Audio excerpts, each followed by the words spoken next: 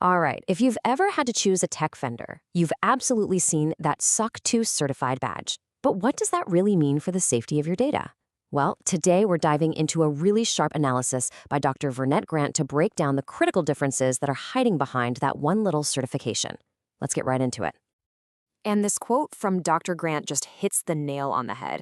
You know, it's so easy to see SOC 2 certified and just breathe a sigh of relief. But the truth is, there are levels to this game, and understanding them can be the difference between a truly secure partner and a major vulnerability waiting to happen. So first, what even is SOC 2? The simplest way to think about it is as a super rigorous audit that's become the gold standard for data security.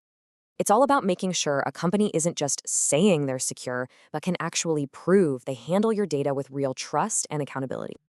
At its heart, SOC 2 is built on these 5 core principles, the trust services criteria.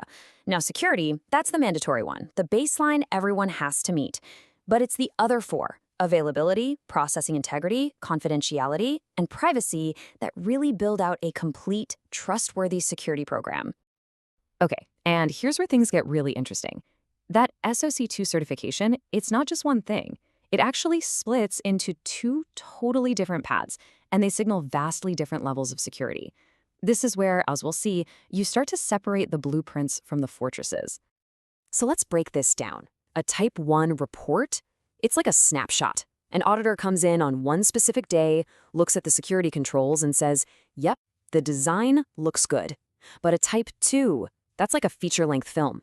It checks to see how those controls actually perform over a long stretch of time, usually 6 to 12 months. Let's look at how this plays out with a couple of real-world examples from Dr. Grant's analysis.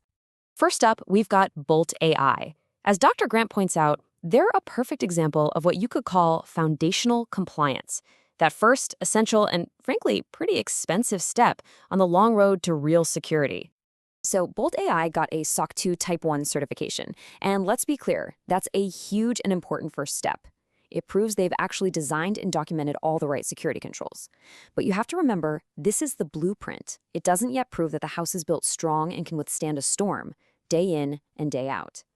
Now, let's switch gears and look at our second case study, Cursor.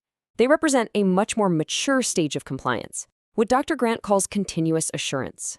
And folks, this is a whole other level of commitment. See, Cursor has a SOC 2 Type 2 certification, and that is a massive leap forward. This isn't just looking at the design on paper. It's validating that their security controls actually work consistently over a long period. Then you add in things like GDPR alignment and annual audits. You're looking at a security program that was built for the enterprise from day one. Okay, so we've seen the blueprint, and we've seen the fortress. But what's the actual strategic difference here? Why does this distinction matter so much when you're about to make a really critical decision for your business? This table just lays it all out, nice and simple. Bolt.ai's Type I is foundational. It shows they've got a good plan. But Cursor's Type 2, that demonstrates proven performance over time, which makes them truly enterprise-ready. It is the difference between a plan and a proven track record. And honestly, it all boils down to this brilliant quote from Dr. Grant.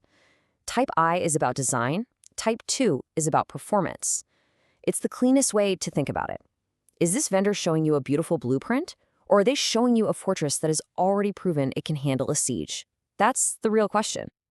And please, don't think this is just some technical detail for the IT department.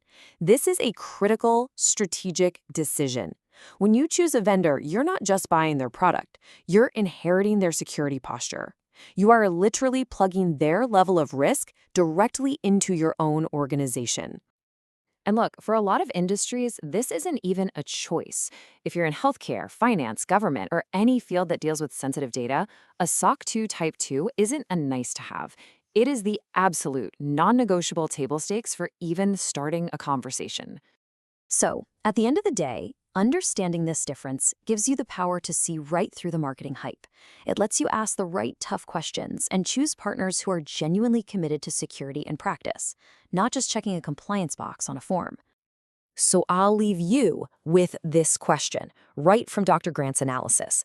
The next time you see that SOC 2 certified logo, ask the all-important follow-up, is that a Type 1 or a Type 2? Are you looking at a blueprint for a house that might be built one day, or are you looking at a fortress that's already proven it can protect everything inside?